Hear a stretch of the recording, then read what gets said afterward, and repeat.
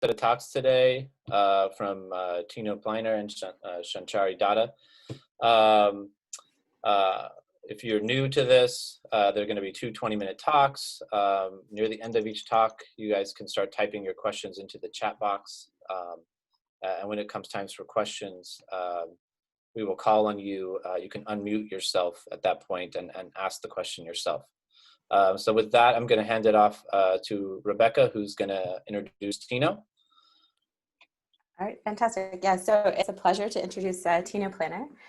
So Tino did his PhD in Dirk Gerlich's lab at the Max Planck Institute in Göttingen. And as a PhD student, he really developed a pipeline for sort of rapid and efficient purification of nanobodies. I'm hoping someone will ask him about his alpaca herd that they had at the Max Planck there. But now he joined my lab in 2017, really right as we were sort of opening our doors. And he's going to tell you a little bit today about some of his work on trying to understand how membrane proteins are made in the ER and how he's adapted some of the cool nanobody technology he worked on as a PhD student to really try to address this question, in particular looking at proteins that actually insert hydrophobic segments into the bilayer. And so I'll let Tino take it from there. Thank you very much, Rebecca, for this very kind introduction. And thanks a lot also to John and Mike for putting together such a fantastic seminar series. I'm very grateful to be able to speak today. I'm going to be talking about membrane protein biosynthesis at the endoplasmic reticulum. So 1/3 of the human proteome is actually matured at the endoplasmic reticulum, which I highlighted here in this beautiful micrograph of a secretory cell. And in the Vorhees lab, I'm particularly interested in how membrane proteins are made at the ER. The human genome encodes for around 5,000 different membrane proteins, and they all differ in their topology and in their biophysical properties, but they all need to get inserted right at the ER membrane. So let's zoom in a little bit. This process of insertion is facilitated by protein complexes that we call insertases. And together with a whole range of other factors, they guide membrane proteins on their path towards a correctly folded three-dimensional structure. And if membrane proteins fail to insert or fold, they're quickly degraded by quality control mechanisms. So it is important to gain a better understanding of how the ER inserts and folds membrane proteins, because this might offer new insights into diseases that are caused by membrane protein misfolding or failures in biosynthesis. Actually, many viruses that infect human cells actually hijack the ER insertion and folding machinery for their own replication. And therefore, a better understanding of the underlying processes might actually open up new avenues for therapeutic intervention. The Sec61 complex, or the translocon, is probably the best known insertase at the ER membrane, and it has been studied in great detail, and structures of it are available. However, in, like I said, at least the last 10 to 15 years, additional machinery was identified at the ER membrane. This includes insertases like WRB in camel, or GET1-2 in yeast, as well as the ER membrane protein complex, or EMC for short. And they differ in their substrate spectrum from the translocon, but are mechanistically far less well understood, and importantly, there were no prior structures available. My postdoctoral work focused on the ER membrane protein complex, and it was initially identified in a genetic screen in yeast in the year 2009. And it was found that deletion of subunits of the EMC caused elevated ER folding stress, but its actual function remained enigmatic for quite a long time. And this also explains the generic name that it was given. However, in the last 2 to 3 years, for a series of very elegant biochemical experiments, it was demonstrated that the EMC is an insertase at the ER membrane. And it was demonstrated that the EMC inserts post-translationally inserts a subset of so-called tail-anchored membrane proteins, as well as TMDs of multi-pass membrane proteins. For example, the first TMDs of many GPCRs. Less well understood is a potential chaperone function of the EMC, also for multi-pass membrane proteins. And it is also known that the EMC is an important host factor for many viruses. The EMC is composed of 9 subunits, 2 of which are soluble and 7 of which are membrane spanning. However, there was no prior biochemical or structural data to suggest how they assemble to form the entire EMC. And it was therefore also unclear how exactly the EMC functions as an insertase. And together with 2 wonderful colleagues in the Vorhees lab, Gio and Kurt, we set out to answer these questions. And an important first step was, of course, to establish a robust purification strategy for the human EMC. So we generated a stable human suspension cell line that expresses a GFP-tagged EMC2 subunit, and which we could verify was incorporated very efficiently into the intact EMC.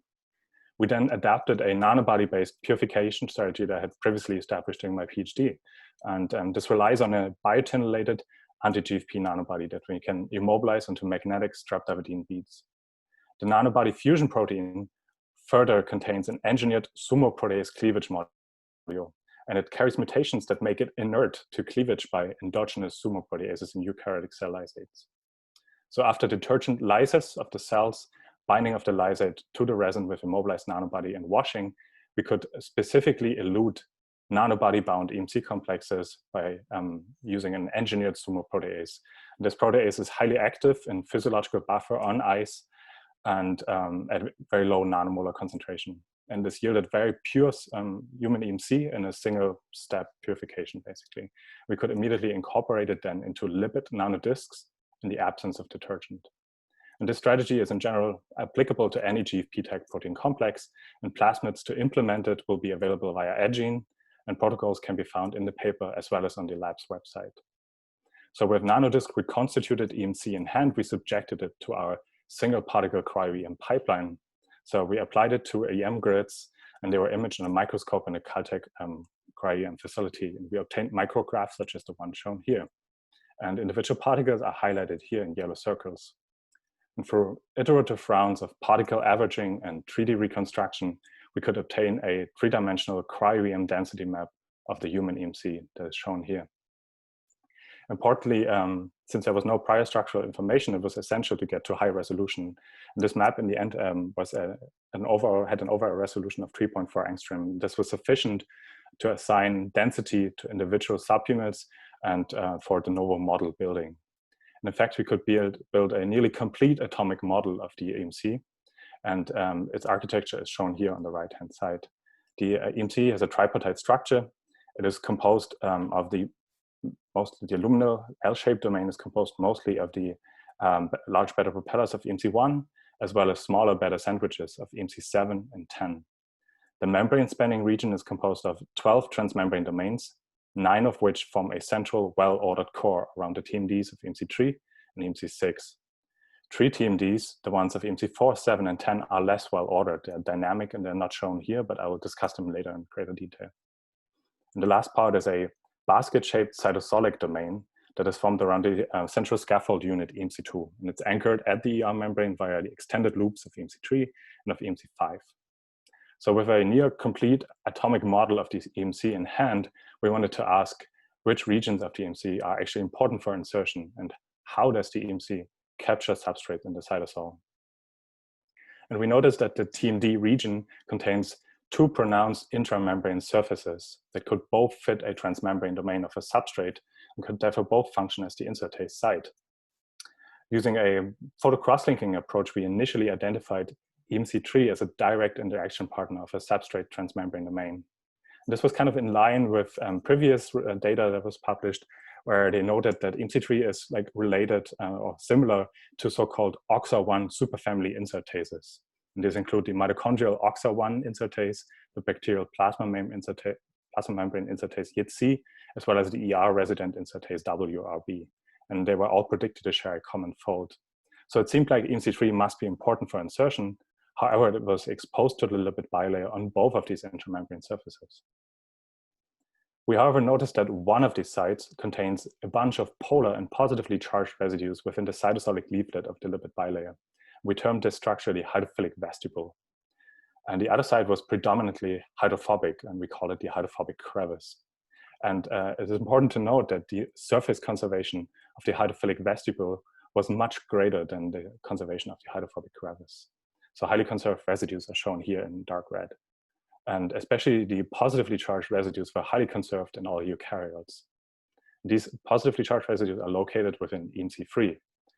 And as predicted, the fold of EMC3 actually nicely superimposes onto the related OXA1 superfamily insertases YTC from bacteria and the archaeal YLP1 insertase. This is shown here. And all of these insertases contain positively charged residues within the membrane at roughly a similar position. So it seems like the presence of positively charged intramembrane residues is a conserved feature of OXO1 superfamily insertases.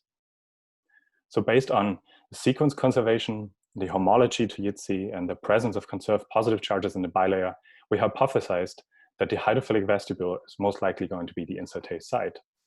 And we next wanted to ask whether these positively charged residues are actually required for substrate insertion by the EMC.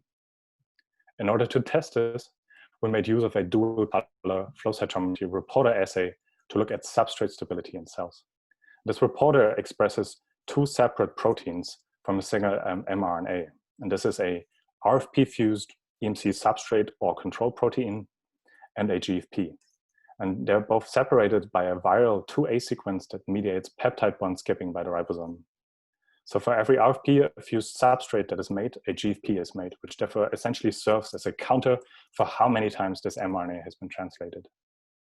Any perturbation to the EMC that would result in failure of the substrate to insert would lead to degradation of the RFP-fused substrate. And this would then decrease the overall RFP to GFP ratio. And this is something we can very sensitively measure with flow cytometry. We therefore made stable cell lines of such reporter and control substrates and transduced these cell lines with lentiviral vectors that ectopically express either wild-type EMC3 or a desired point mutation. And this is, for example, a point mutation of the conserved positively charged arginine 180 to alanine. And interestingly, this caused a shift of the overall population of cells to lower RFP to GFP ratio, indicative of a failure to insert this substrate in cells. And importantly, using immunoprecipitation, we could verify that the mutant was just as sufficiently incorporated into EMC as wild-type EMC3. We could therefore exclude an assembly defect.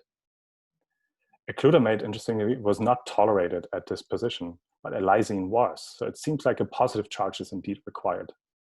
A non-EMC substrate of the WRB Campbell pathway did not show any change in RFP to GFP ratio under the same conditions. We could observe a similarly striking phenotype for the conserved arginine 31 in EMC3 and a little milder phenotypes for the polar residues in EMC6. We could show that both post and co-translational substrates require positively charged residues in EMC3 for insertion. Mutations to the opposite hydrophobic crevice had no effect on substrate biogenesis. We next were interested in how the EMC might capture substrates from the cytosol. And many well-known TMD chaperones, like the signal recognition particle or GET3, they contain methionine-rich hydrophobic binding grooves that are structured and well-ordered. We could not identify any such ordered hydrophobic binding site in the cytosolic domain of the EMC. This might actually not be surprising, since it is actually known that the transmembrane domains of EMC substrate are less hydrophobic than those of other insertion pathways. So maybe the EMC does not need such an ordered hydrophobic platform. Instead, we actually noticed a striking enrichment of methionine residues in the cytosolic loops immediately adjacent to the TMDs of EMC3. And it was previously also noted in bacterial and archaeal OXO1 insertases by the Keenan lab that these methionine-rich loops are conserved. And however, it was unclear if they're actually important for function. So we therefore wanted to mutate these methionine residues to hydrophilic serine residues and ask if they're important for insertion. Again, all mutants were incorporated just as efficiently as wild-type EMC3. However, mutation of loop 2 had no effect on substrate biogenesis, but mutation of loop 1 caused a striking defect in substrate insertion by the EMC. Both mutations had no effect on a non-EMC substrate.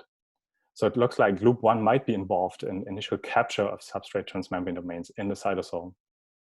Importantly, this loop is located just below the hydrophilic vestibule in the cytosol, and taken together with the mutations and the phenotypes that we saw for mutations in the hydrophilic vestibule, we believe that this is strong evidence that the hydrophilic vestibule is the site of insertion for both co- and post-translational EMC substrates. I should note that shortly after our paper came out, 2 other EMC structures were published. This is a 3.3 angstrom resolution structure of the yeast EMC. Very gratifyingly, the authors of this paper also interpreted the hydrophilic vestibule as the insertase site. And then there was a 6.4 angstrom map of the human EMC published by the Hackney lab. And using biochemical data, they actually came to the conclusion that the hydrophobic crevice is the insertase site. So I guess there's still some controversy left in the field, I guess. Strikingly, we noticed that the hydrophilic vestibule is actually partially enclosed. And this is best shown here. So we overlay a low-pass filtered map onto our overall density map. And you can see that there's a low resolution density in front of the hydrophilic vestibule. And based on the connectivity of this density to the well-ordered luminal domains, we assigned 3 transmembrane domains to this region. 1 transmembrane mean each for EMC7, EMC4, and likely EMC10. So if we would follow the path of a substrate from the cytosol into the hydrophilic vestibule, it would first encounter the methionine-rich loop in EMC3. It would then encounter the positively charged residues in EMC3 and the polar residues in EMC6. The hydrophilic vestibule is sealed towards the lumen by a lateral helix in EMC3. It is partially enclosed by the dynamic TMDs of EMC4, 7, and 10, but it is still lipid exposed. One important further mechanistic question we wanted to answer was how does the EMC actually decrease the energetic barrier for insertion? After all, it has to move like extended hydrophilic stretches, or like luminal domains of their substrates, over the hydrophobic lipid bilayer. And something that was immediately visible was a pronounced local membrane thinning that we could already see in the raw data in the 2D class averages. You can see that the nanodisk is heavily distorted, and it's actually thinned by around 10 angstrom at its thinnest side. It's better visible here, also in this short clip, where we overlay in white a segmented nanodisk onto our overall density map. And the membrane thinning is most pronounced actually at the site of insertion, at the hydrophilic vestibule. And this seems to be a common feature of evolutionary diverse protein translocating channel, and was recently also observed in the ERAD-L complex in the TAT pathway of bacteria and also in the bacterial YTC insertase. So in sum, we can propose a working model for TMD insertion by the EMC. Transmembrane domains of substrate initially released in the cytosol by TMD binding chaperones or the ribosome are initially captured by a methionine-rich loop in EMC3. The substrate then enters the hydrophilic vestibule that is formed by the TMDs of EMC3 and EMC6, and it is partially enclosed by the dynamic TMDs of EMC4, 7, and 10. Positively charged residues within the hydrophilic vestibule are required for insertion, and insertion is likely further facilitated by a local membrane thinning at the site of insertion. Of course, there's many things that we still don't understand. For example, it is unclear what the role of the larger luminal and cytosolic regions is. It is unclear what exact path a transmembrane domain takes through the EMC, and the handover of substrate in the cytosol is, of course, still quite mysterious. And these are, of course, very interesting questions that we want to address in the future.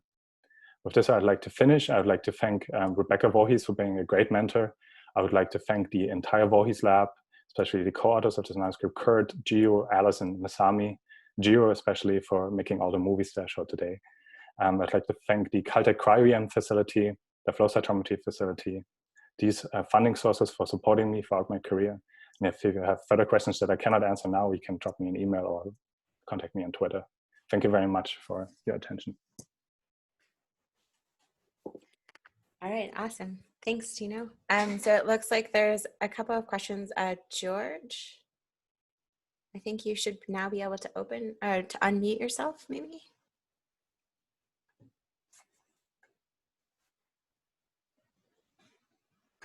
No? Okay, how about, can you hear me? Yes. Yeah. First of all, Tino, I'd like to say you gave a really nice talk. It was very easy to follow, even for someone who's not a structural biologist. As you were talking, what came to my mind as someone who's a lipid biochemist is what role the phospholipid bilayer would have, in the process. For example, phosphatidylethanolamine, or phosphatidylglycerol. Have you considered, doing your experiments with various mutants that are maybe defective in the biosynthesis of membrane phospholipids to see how they impact, with the various mutants that you've been studying? That's very interesting indeed. I imagine it might be difficult to do this in cells because of potential pleiotropic phenotypes, I think. Maybe this would require like an in vitro reconstituted assay where we would look at substrate insertion with an in vitro reconstituted EMC to look at the effect of lipids exactly on insertion by the EMC. Yeah, this is interesting. We have not done this for sure, but I could imagine that it plays an important role. After all, the positive, like the charges on the lipid and the head groups of the lipids are definitely something that need to be like overcome when you insert something hydrophobic into the lipid bilayer. And I'm sure that some of maybe the positively charged residues or the polar residues in the hydrophilic vestibule are actually required also to distort the head groups of the lipids and to open up like a path into the membrane, I guess. Yeah, but that's just speculation. So, thank you. I think there's another question from, I don't know how to pronounce this, Callie Gehring? Hi, Tino. It was a beautiful talk. I have just a really short question. What do you estimate in cells is the efficiency of insertion? Is it going to be high or is it maybe low? And it's just one of those things that life has to overcome. And I asked this because I saw you quickly showed the ratio of RFP to GFP and the non-EMC substrates. Yeah, that's an important question. I think it's a difficult question also, since there is definitely some redundancy, at least for tail-anchored membrane proteins. We know that there is another insertion pathway, that is the GAP pathway, or WRB camel. And the substrates, they differ a little bit in their hydrophobicity, but it's not clear whether they're like strict and they have a strict regimen of substrate that they deal with, or if they can actually overlap. And we actually believe that in vitro, most likely you could insert even more hydrophobic substrates or less hydrophobic substrates in the two pathways. So I guess we could have seen bigger effect sizes if there was no redundancy, maybe. So it's not really clear, I guess, up to now how this is actually achieved. Some of the specificity comes, of course, from targeting factors, but this definitely plays a role. Redundancy plays a role in cells. Thank you. It's a beautiful talk. Okay. John Burke, I think you were next. Tino, very, very cool talk. I've got a follow-up question on George's question. So, I mean, that membrane thinning is quite striking when you see the nanodisc, right? So even like in a very small membrane, yes, how amazingly it condenses that.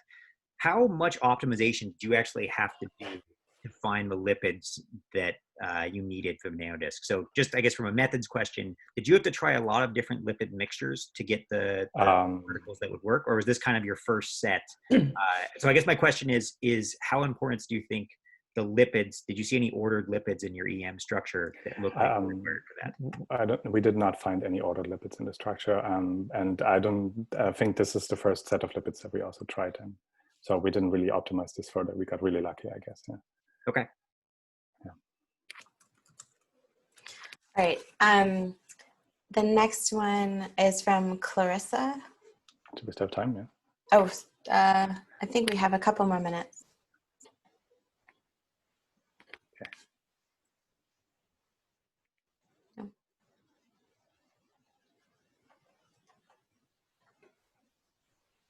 Oh, maybe if she's not there. Michael, I think you had a question. I thought. Oh, sorry. That's okay. Go ahead.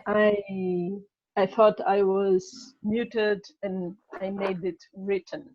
So one is partially answered already about the neutral lipids participation in the structure of the MC, and what would be the contribution of ANC to lipid droplet formation?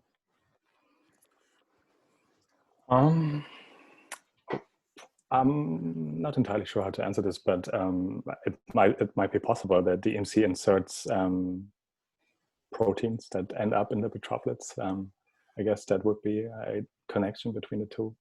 But other than that, I'm not aware of any connection yet. I mean, there's definitely still a lot to be learned about the EMC. I'm sure it has additional functions that we still don't know of. So maybe that's something definitely for the future to look into. Yeah. Maybe looking to the possible interactions between plin proteins and ANC, or that's absolutely. Yeah, we definitely need to identify what the large luminal domain interacts with, or what the cytosolic domain interacts with. So there's definitely a lot to be done still. Yeah. All right, the next question I think was from Mike. Tino, Michael? Yeah. yep, you can hear me? Yeah. Yes. Fantastic talk, Tino. Thank you.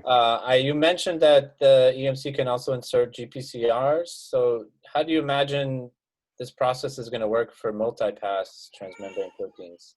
Right. They're going to be similar to the single-pass tail anchored? Yeah, I think, so what was shown by the Hagley lab was that the EMC is required for inserting the first TMD of GPCRs, and that's in the N-axo topology. So the N-terminus is in the lumen. And that's topologically actually very similar to tail anchored proteins where the TMD is on the C-terminus, because the actually luminal part that is translocated is very small in both cases. So likely it's topologically very similar. Yeah, but other than that, I think the co-translational pathways is pretty poorly understood also, because it is obvious from the size actually of the cytosolic domain that the EMC would not fit right next to a translocon that is bound to a ribosome. There's just not enough space between the membrane and the ribosome for the EMC cytosolic domain to fit in. So there must be a handover step, maybe from SRP or from the SRP receptor to the EMC directly, and then for only inserting the first TMD, and then probably for the other TMDs, there must be a handover to the translocon in some way. So that's still very poorly understood, I would say. Yeah. Thank you. There's a question from Raunak. If you can unmute yourself. Hi. A great talk. I just wanted to know, I think I missed this out, but how do you explain how the local membrane thinning is created and maintained? And how does this kind of affect insertion of transmembrane regions?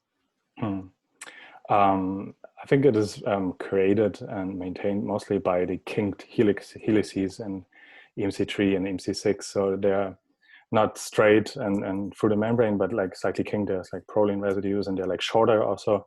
And I think this creates the thinning mostly, and maybe also the polar residues play a role in stabilizing it and stabilizing lipid head groups at this site. And so it's definitely like a unique architecture that is created by the EMC. And I believe that a thin membrane benefits insertion because it decreases the distance that a large hydrophilic luminal domain needs to travel through the membrane. And you definitely don't want to create like a super stable binding site for the TMD also within the membrane. So because in the end you want to release it into the membrane, right? So I believe that might actually be beneficial if it's, I guess, a little suboptimal. It's just like a quick path into the membrane. Thank you. Yeah. And I think probably the last question, Brooke Gardner. Hi. I was wondering if you see any sign of possibility of inserting transmembrane domains that might have passed through the translocon and not been inserted, so they're already on the luminal side. Wow. Yeah, that's possible, I guess, but I don't know if the EMC does that. I mean, there's no data to indicate that, but definitely it's unclear how this is done. I mean, this has been observed in many membrane proteins that this happens, yeah, that some transmembrane domains, especially hydrophilic ones, are skipped and end up in the lumen, maybe bound to BIP. I think there's some data. There's some data for the TCR, for I think TCR alpha. So that it might be interesting to look at this exactly, which machinery would mediate insertion of such skipped transmembrane domains, but I'm not aware of any data on this so far. Yeah. But you don't see a hydrophilic vestibule facing the luminal side? Not really, no. Yeah, I wouldn't be able to make out right now from the structure whether there would be a reverse pathway basically from the lumen into the membrane. It looks like the hydrophilic vestibule is closed off towards the lumen. Actually, it's sealed by the lateral helix. So maybe the opposite phase, the hydrophobic crevice, has another role that we don't understand yet. I mean, this is very likely. Awesome. Well, thank you, Tino, again.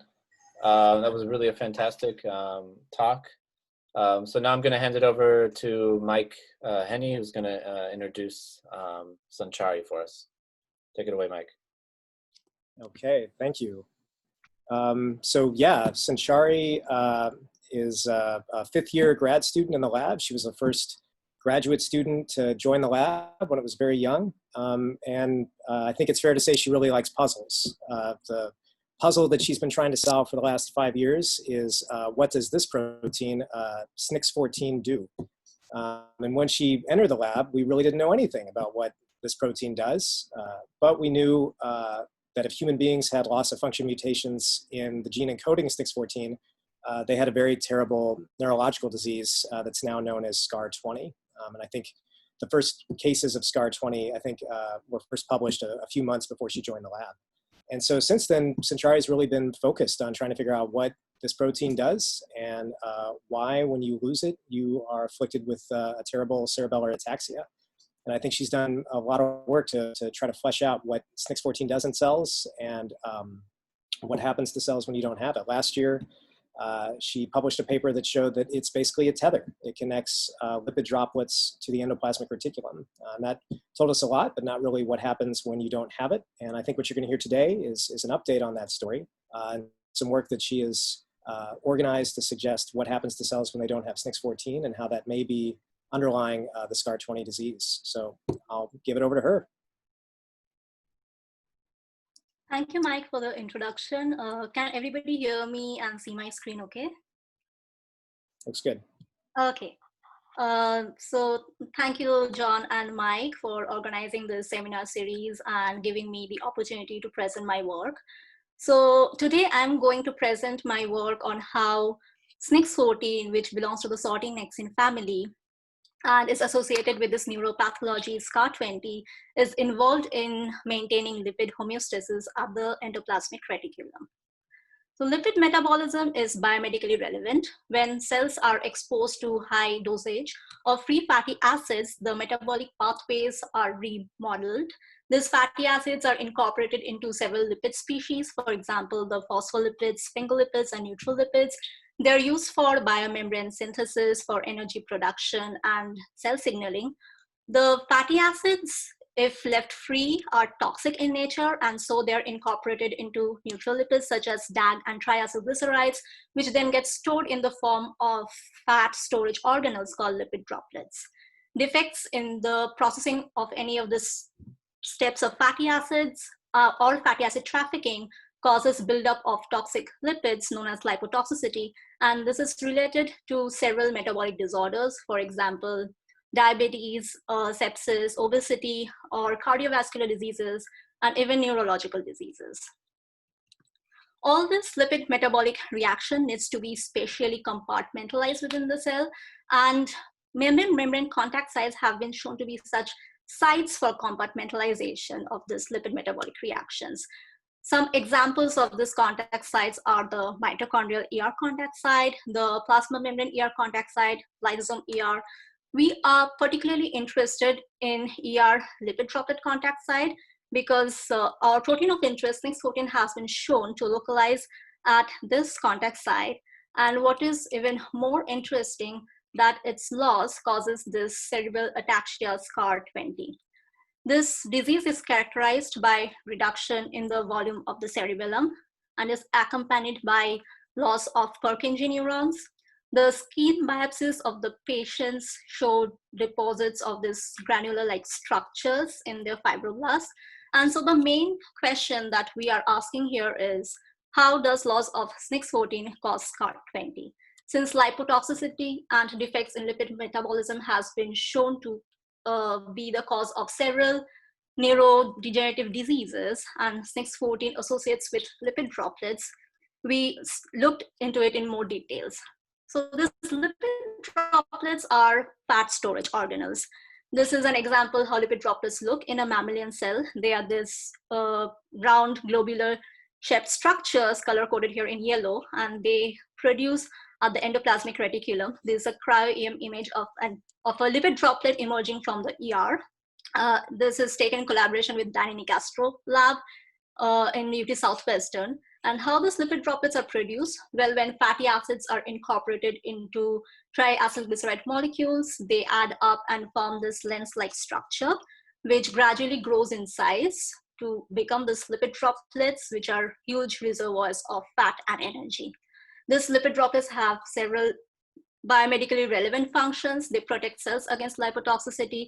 They supply fatty acid to mitochondria, maintain energy and redox homeostasis, and many more. So what happens to these lipid droplets when we delete SNX14 knockouts? So we feed we fed the cells with oleic acid, which induce lipid droplet production. Here you can see wild type cells. The cells are demarcated by this blue line, and this black speckles are the lipid droplets. In wild type cells, they are many in number, and they are crowded in this perinuclear space. When we delete SNX14, these lipid droplets are reduced in number, and they are also scattered through the cell. This difference is quantified here in terms of average area covered by lipid droplet per cell, which gives an indication of both the number and size of lipid droplets. And this number is significantly reduced in SNX14 knockout cells. Now, when we reintroduce back SNX14 full length in the SNX14 knockout cells, we could rescue the lipid droplet morphology. So to understand why SNX14 knockout perturbs lipid droplet morphology, we looked at the localization of SNX14 in the cells. Under normal treated conditions, tissue culture conditions, SNX14 shown here in green is distributed throughout the ER, shown here in red. Now, when we induce lipid droplet production, shown here in blue, by feeding the cells with oleic acid, if you look closely at this inset, SNX14 relocalizes from throughout the ER and associates with these lipid droplets in concentric ring-like structures. So next, we try to understand what is the nature of association of SNX14 at ER lipid droplet contacts. For that, we used Apex2 based labeling technique. We tagged SNX14 with Apex2 and expressed them in cells which are treated with oleic acid to induce lipid droplet production. Then the cells are treated with hydrogen peroxide and under soluble chemical reagent, the reaction of which produces an insoluble precipitate that can be imaged under high resolution electron microscope. So here is an example of the cell where lipid droplets are being produced, and this globular structure is a lipid droplet. I have color coded them in yellow, and the ER is shown here in red. The green arrows point to the spaces and indicates the black precipitate which is deposited at the junction of these two organelles. And the blue arrows shows those spaces surrounding the lipid droplets which does not have the ER tubule. Also, the purple stars shows the lipid droplets without any ER, and they lack the DAP precipitate. So altogether, this indicates that SNX14 specifically enriches at the junction between the ER and the lipid droplets. To understand how SNX14 goes at this junction, we did a detailed study of the domain architecture of SNX14. We have shown that the N-terminal half of SNX14 has a transmembrane domain via which it targets the ER membrane. In the C-terminal half, in the synexin domain, there exists an amphipathic helix via which it interacts with the surface of the lipid droplets. Now, when you delete the amphipathic helix, the SNX14 can no longer associate with the lipid droplets, and now it distributes uniformly again throughout the ER. We have shown that this tethering property of SNX14, which tethers the ER and lipid droplet, is important for maintaining the shape and size of the lipid droplets.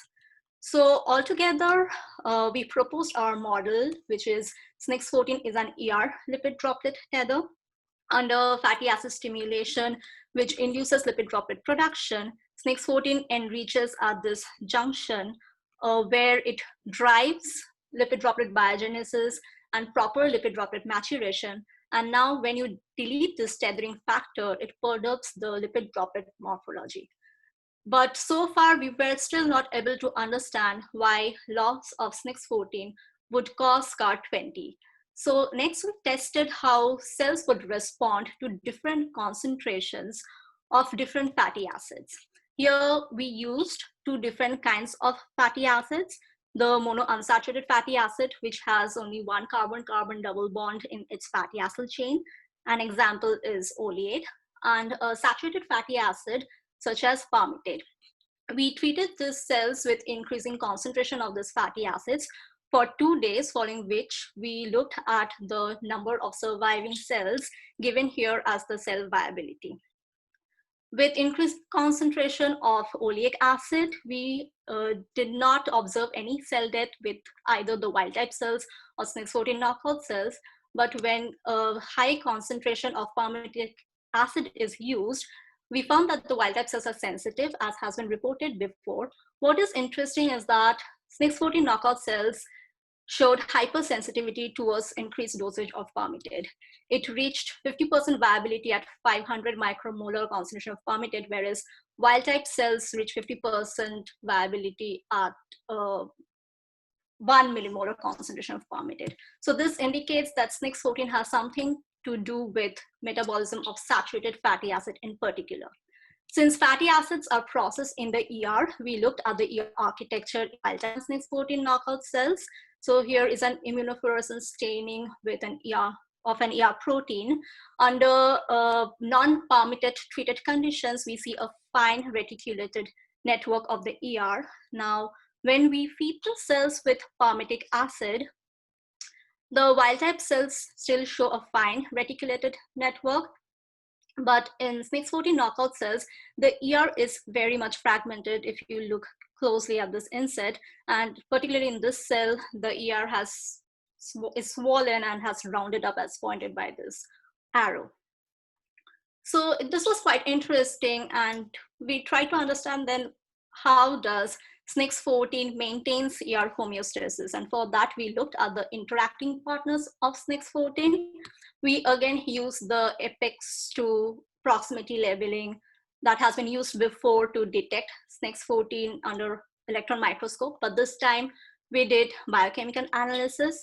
We expressed apex to tag SNX14 in cells which are treated with hydrogen peroxide and biotin phenol. It generates biotin phenol oxided radicals.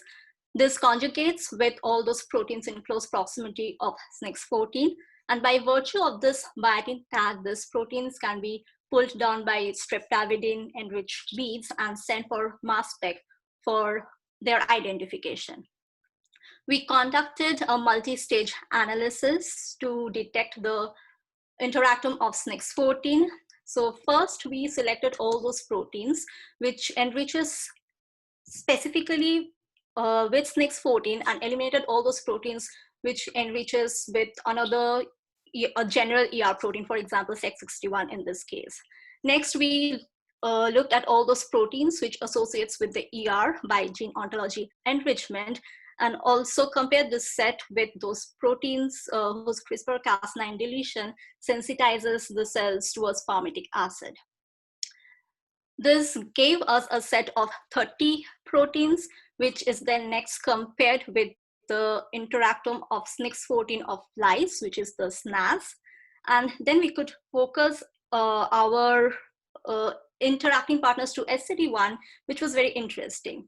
So the plot here shows the different interactors that has been detected in this analysis. And as you can see here, this has been done in both HIC293 cells and U2OS cells. And we were encouraged by the fact that we detected a lot of lipid droplet proteins. Some examples are PLIN3, which is involved in nascent lipid droplet biogenesis, and also DGAT1, which is involved in tag synthesis. And interestingly, also found many desaturases, among which SCD1 is a major fatty acid desaturase. And keeping in mind the fact that SNX14 is hypersensitive towards palmitic acid exposure, we focus our analysis to determine the interaction between SNX14 and SCD1. SCD1 is an enzyme which acts in the initial stage of fatty acid processing. It incorporates a double bond in the saturated fatty acid and converts them into MUFA that drives stack synthesis. We looked at the nature of interaction by co-immunoprecipitation experiment. We expressed flag tag SNX14 in cells, used flag tag GFP as a negative control, and did this experiment in presence and absence of palmitate. In the left hand side is the input lane, and the right hand lane shows the IP lanes. We could detect SCD1 corresponding to flag tag SNX14, and there is no SCD1 corresponding to GFP flag. This suggests that SNX14 co-IPs with SCD1. Next, we determined its interaction in cells by looking at the localization of these proteins. Here, we treated the cells with oleic acid to induce lipid droplet production, which recruits SNX14 at sites of lipid droplets. And we can see that SCD1 also co-localizes with SNX14 at these sites. At this point, we then looked at how SNX14 functionally interacts with SCD1. So this is a Western blot showing the SCD1 protein levels under different conditions. So in wild-type cells which are treated with palmitic acid, the SCD1 protein levels increases, likely to deal with the increased saturated lipids. When we delete SNX14, the SCD1 protein levels is further increased in order to compensate the loss of SNX14 most likely.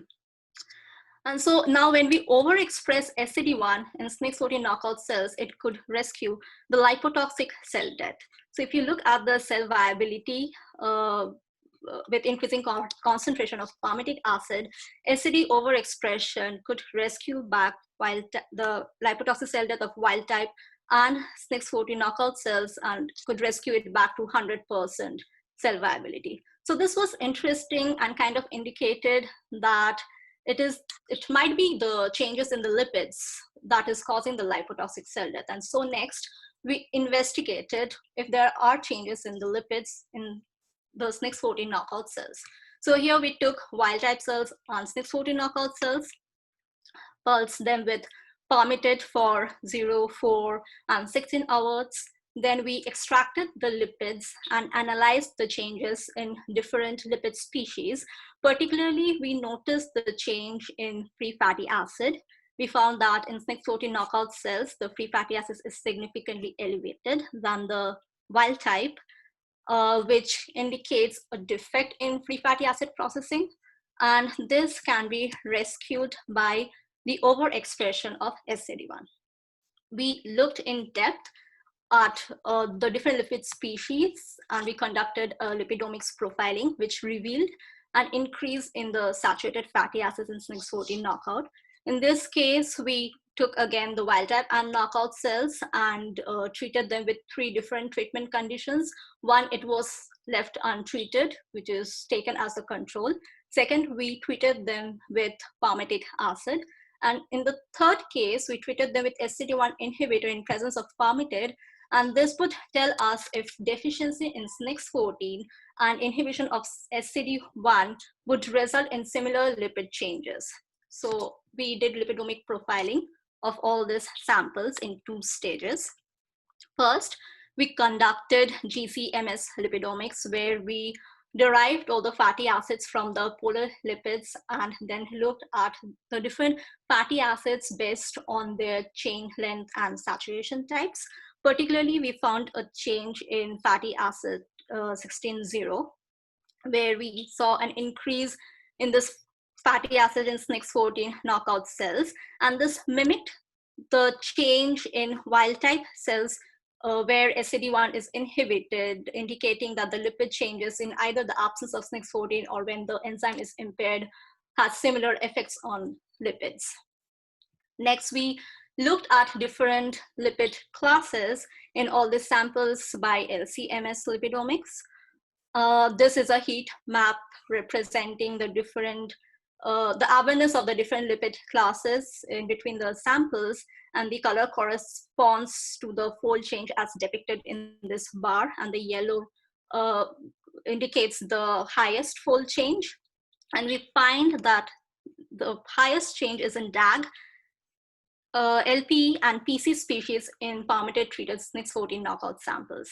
We looked under high resolution in each of these lipid classes. For example, in this triacylglyceride species, we found most of the changes in the upper top right corner, which corresponds to the lowest degree of unsaturation.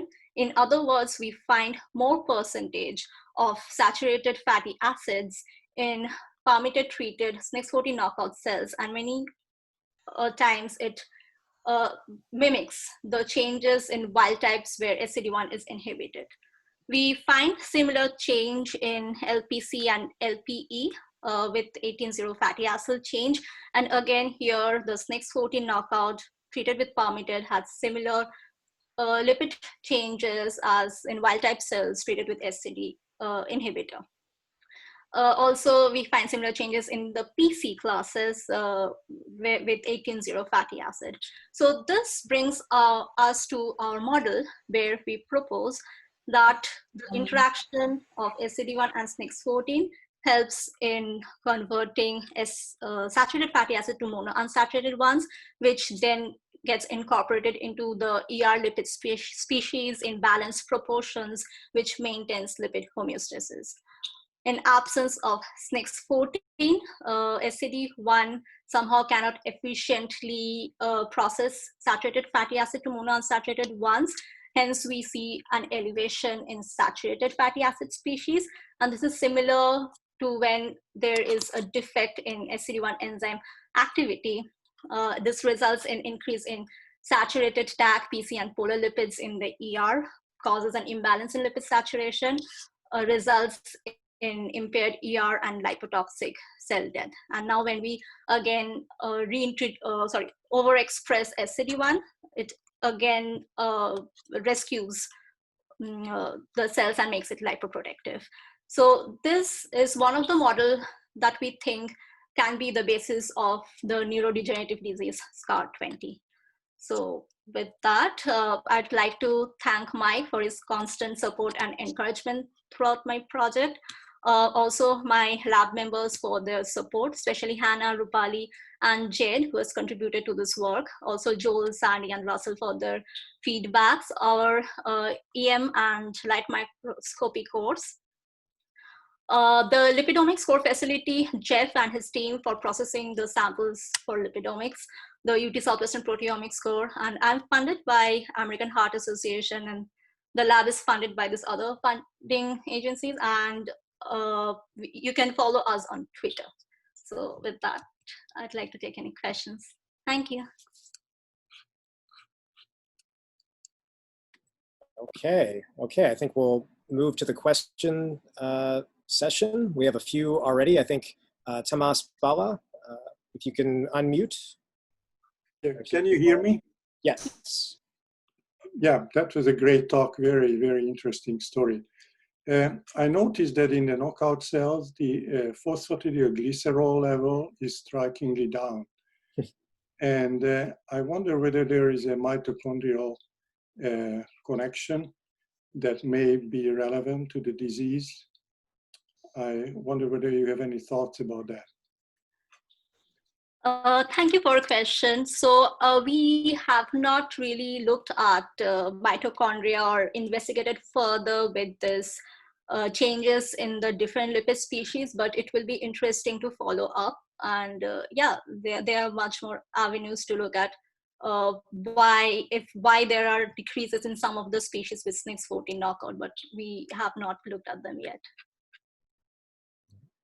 And a question now from Dan about the APEX. I just have a quick technical kind of question. In your APEX 2 studies, did you ever see the DGAT or even the SNX14 itself being labeled, being tagged? Yeah, I actually saw the SNX14 gets tagged itself. I could pull down SNX14 with the streptavidin enriched beads. And yeah, I also saw DGAT1 that came as one of the hits. Was that your question? That was it. Okay.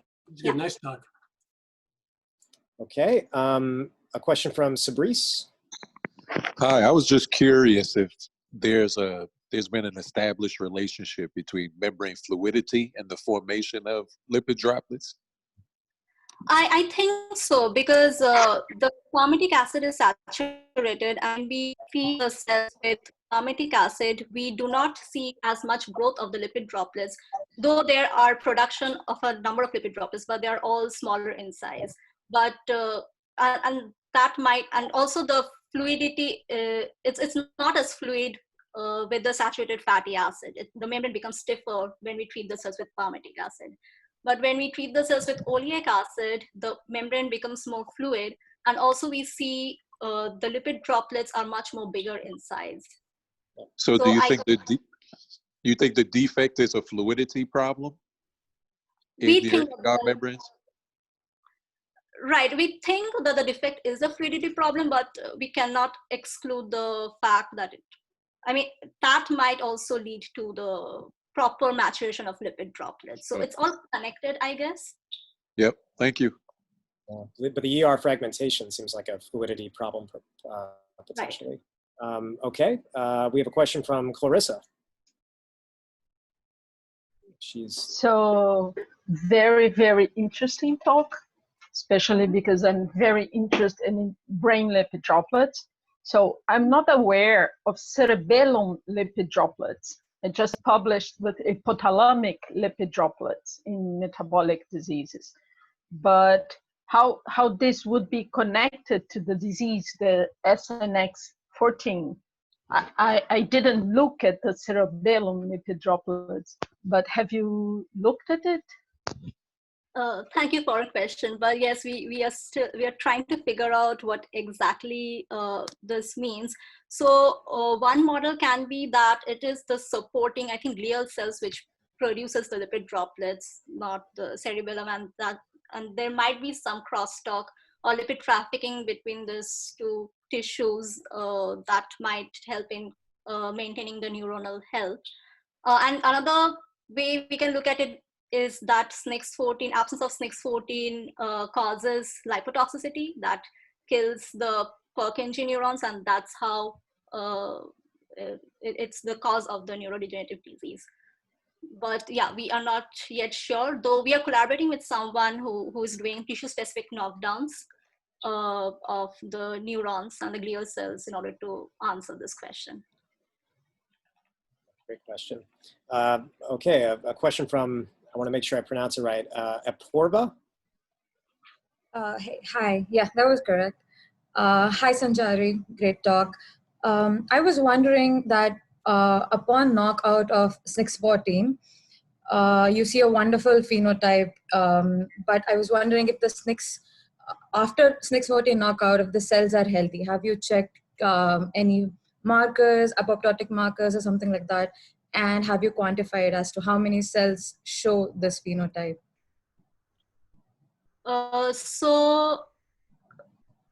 To answer your question, after 2 days, the cells start dying when we feed them with palmitic acid. But when I culture them overnight in presence of palmitic acid, the ER starts becoming fragmenting, and most of the cells show that kind of phenotype. But I have not looked at any apoptotic markers, though. I think we tried to do some rescue experiments to check, to understand which of the apoptotic pathway is involved, but we cannot say anything at this stage. Okay, thank you. Congratulations. Thank you. A question from Tim Levine. Hi, Tim. Good question. Hi. Well, it's the question I always discuss with you, Mike. So my question to you is a great talk. What do you think SNX14 is when we come to give it a single label? What will that label be in 100 years' time? So yeah, we have gone back and forth discussing and testing several models regarding what SNX14 is doing in this case. So what we are proposing at this point is that SNX14 interacts with fatty acids, and by doing so, it also recruits the enzymes which is involved in processing those fatty acids. So it brings it to lipogenic domains in the ER, and helps and creates a domain where all the enzymes can come and work together and do its work. Yeah. If I can ask a supplementary. Yeah, sure. We're right on time though, so I don't want to over. It's just, I mean, why do that at a contact site? I mean, why is the wrong question, but is it something to do with moving lipid across a contact site? So that's my, yeah. Sorry, I've answered my own question. It's a good question. Yeah. I don't think we can say that it can move lipids between two organelles, but what I see is like it acts as a substrate. It interacts with the lipids and donates those lipids to its proper substrate in order for the subsequent processing. I think it would be interesting. Okay, I will shut up in a second, but just to say, it does seem to have every single criterion for being a lipid transfer protein, except we haven't found the lipid transfer domain yet. But it does have these domains of unknown function. Just that's true. Yeah, we can't rule out the possibility it is a lipid transfer tether. Very good. Okay, I think time is almost up, but if it's all right with the organizers, there's a few more questions. So I want to see if I pronounce this. Ranak, if you're still there. Maybe not.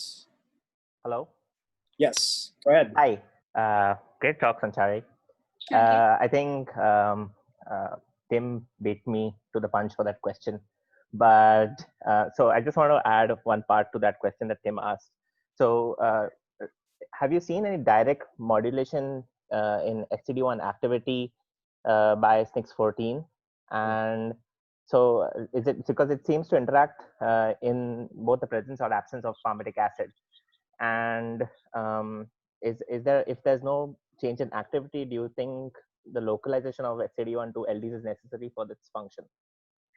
Right, yeah, exactly the two models we are currently testing now, exactly how SNX14 is interacting with SCD1 in order to efficiently process the saturated fatty acids. Yeah, and as you mentioned, we are currently looking at whether SNX14 influences SCD1 activity directly. I've done a couple of experiments, but kind of failed, and we're still looking into it. And we have not yet tested whether, so under oleic acid condition, SNX14 recruits SCD1, but we don't know as of yet whether it's the localization issue or in absence of SNX14 that SCD1 does not get localized properly, and so we are seeing this defect. But those are currently two models we are trying to understand. Yeah. Oh, thank you. Very key.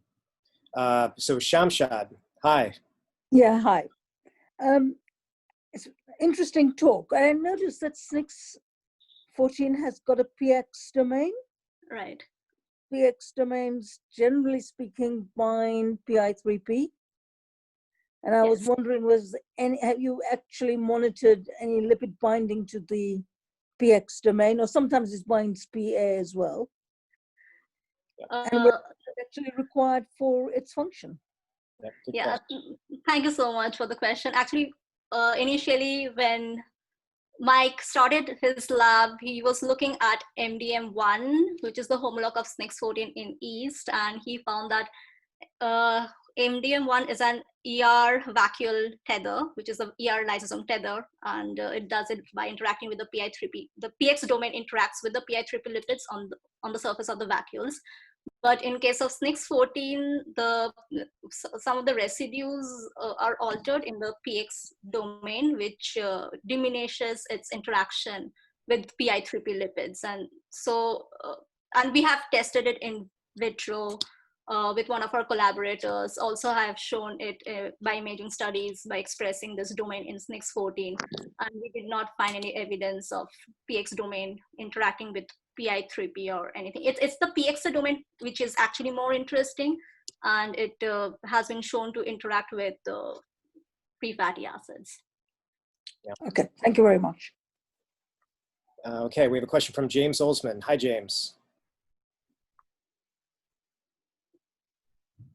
I think my question may have been answered. I was just curious if SNX14 required the droplet tethering to regulate palmitate resistance and SCD1 function.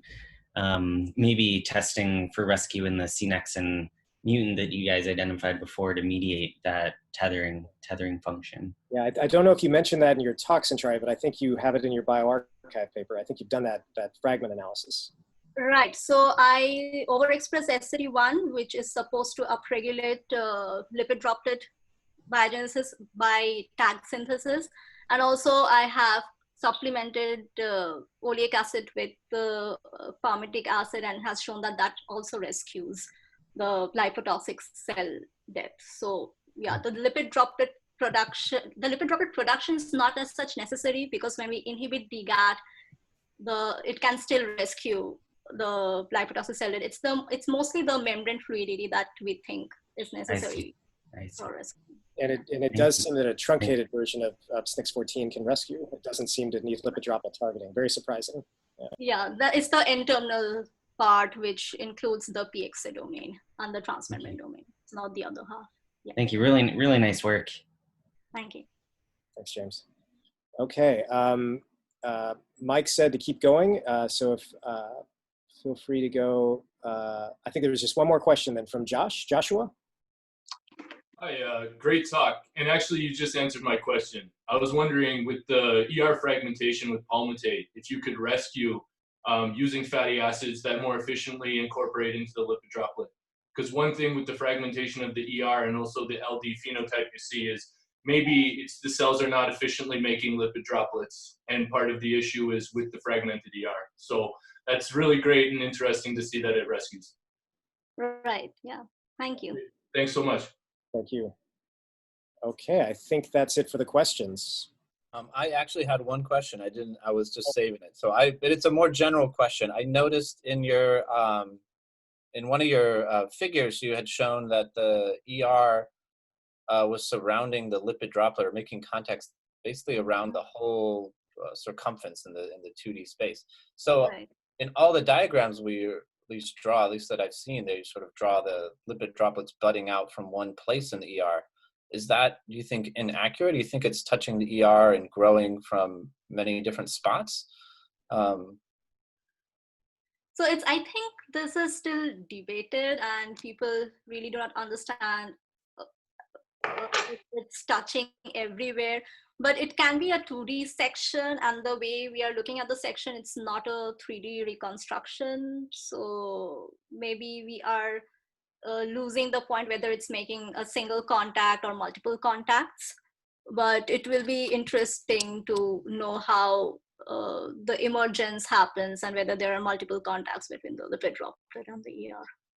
Maybe just as a general point, though, that's something that we see quite often with electron microscopy is either in OEA-treated mammalian cells or in yeast cells. There are a lot of extensive contacts between the ER and the droplet, more than just a single neck. We occasionally see that, but more than likely we see extensive contacts. Excellent, thank you. Hi, well, let's, if there's no, I had a question. Hi, really nice talk. I was wondering, in your experiments, if you have included a saturated fatty acid other than palmitate, especially like a longer one. And the reason I ask is like for your ER membrane saturation model. So then would you think that palmitate primarily determines the saturation of the ER membrane, or is it, other saturated fatty acids also? Thank you for a question. So I have actually done the experiment with stearic acid as well, but I just looked at the lipotoxic cell death. But I am hoping that it's again through the disruption in the ER morphology that causes the lipotoxic cell death we observe. Okay, but the stearic acid, you are able to get all the same phenotypes that you see with the SNCS14 knockout and the palmitate treatment. Right. So I did only the lipotoxic cell death. Yeah, I do see similar cell death. Oh, okay. Thank you. Okay. Well, excellent. Those were terrific talks. And thank you, Sanchari, again, and thank you, Tino. And thanks everyone for tuning in. We'll be posting these recordings on the ASBMB website in a couple weeks. And I hope to see you guys again next week. Let's thank our speakers again. Thank you very much.